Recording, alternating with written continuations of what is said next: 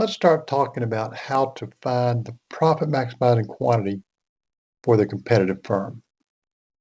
In particular, how can an analyst use information about marginal cost and demand to identify the profit maximizing quantity for a perfectly competitive firm? A perfect competitor maximizes profit when it produces the level of output that makes price equal to marginal cost.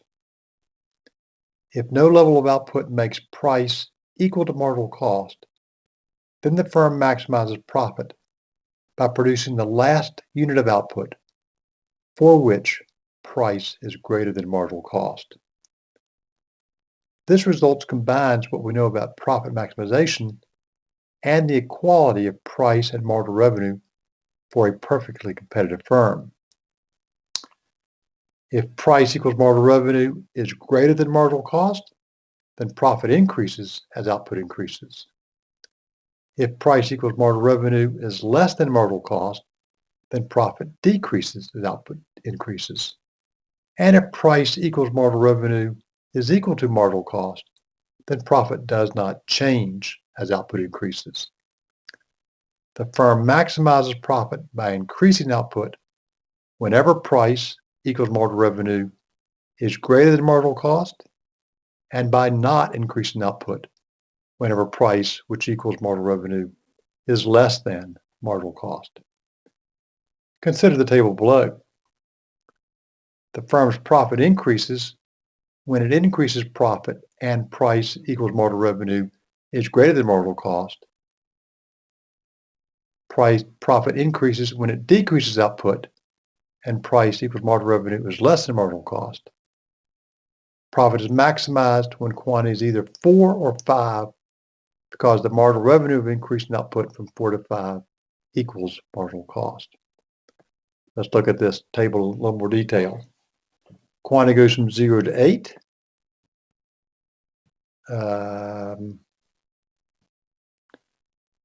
Marginal revenue is 6. Price is always 6. Notice that total revenue goes from 0 to 6 to 12 to 18. Total revenue is always 6 times output, so price is always 6. That means that marginal revenue is always 6. Whenever marginal revenue is above marginal cost, profit rises as output increases. It goes from -3 to 1 to 4 to 6. Whenever marginal cost is higher than marginal revenue, profit increases as we cut back on output. As we go from 8 to 7 to 6, profit goes from 1 to 4 to 6. And right here where profit is 7, that's where marginal revenue equals marginal cost. Or that's where price equals marginal cost as well. So profit remains constant as we go from output goes from 4 to 5 because marginal revenue and marginal cost are the same. Profit remains constant at 7 when marginal revenue equals marginal cost. Again, marginal revenue for this firm is the same as price for this firm. We can easily find the profit maximizing quantity on a graph.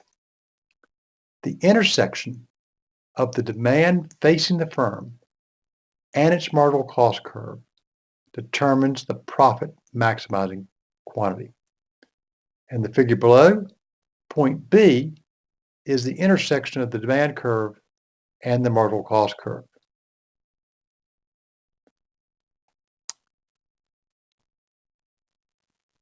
That intersection, point B, determines the quantity that maximizes profit, Q in this example. Q is the quantity that maximizes profit because Q is the quantity directly below the intersection of marginal cost and the demand facing the firm. If if output's below Q, marginal cost is below price, so profit will rise as we produce more.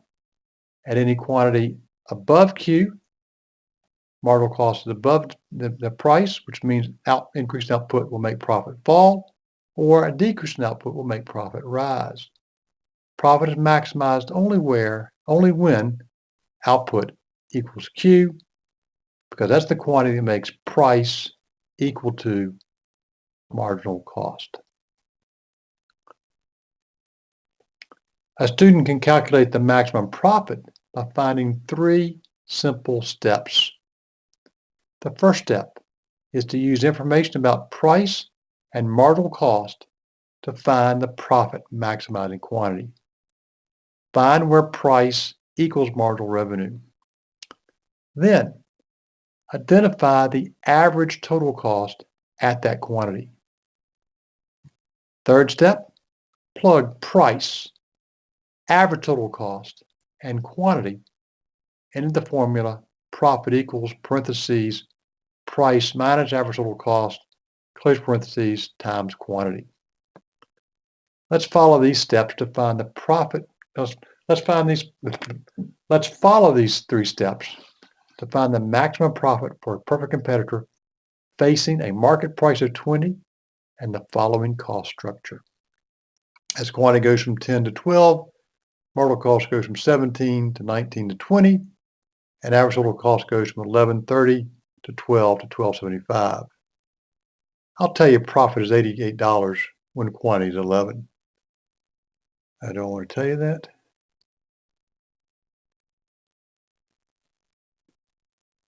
Good enough.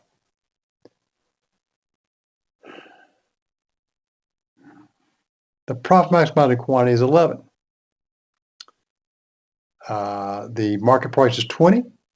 So the marginal, when marginal cost is less than 20, we want to produce the 10th unit. When marginal cost is less than 20, we want to produce the 11th unit. We do not want to produce unit 12 because now marginal cost is higher than 20. So we want output to increase from 9 to 10 to 11, but do not want output to increase from 11 to 12. So 11 is the profit maximizing quantity.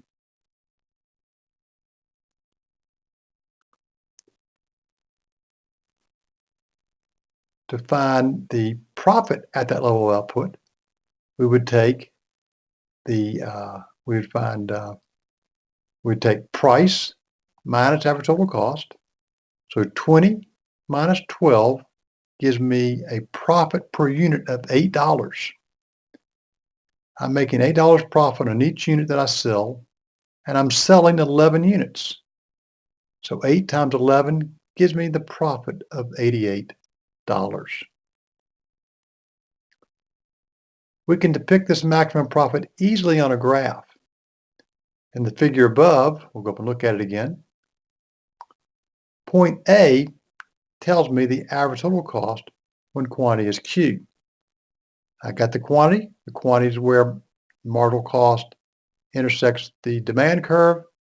That gives me the output. If I go up to point A on the average total cost curve and run across, I can now find average total cost when output equals Q. This distance between B and A is the profit per unit. And our example would be $20 minus, it was $12. So the profit per unit would be $8. And then if I multiply that by the number of units, I'll get the area of a rectangle. An area of a rectangle is height times base. The height of this little rectangle is the profit per unit. The base of this rectangle is how many units I'm producing. So I'll multiply height times base. I'll get price minus average total cost times output, which is profit. It's also the area of the rectangle, DBAC.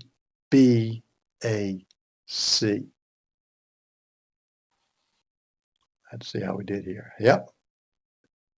We can also easily depict losses. In the figure below shows a firm suffering a loss. Point C is the intersection of marginal cost and demand. So quantity Q in this case maximizes profit. The average total cost at quantity Q is given by the height to point B. Well, so that's average total cost when I produce Q. Now we've got sort of a problem if I'm the firm. The average total cost is higher than the price I'm charging, and that difference between B and C measures the loss per unit. the distance between the vertical axis and C, or the vertical axis and B, measures quantity, how much I'm selling. So if I'm losing that much per unit and I'm selling that many units, I can multiply that distance by that distance to find the loss that I'm suffering. The loss per unit times output is the total loss, but that distance times that distance also equals the area of the pink rectangle. The area, the loss the firm is suffering equals the area bounded by A, B, C, and D. It's now time for you to do an explore your understanding question, and we've finished this lesson.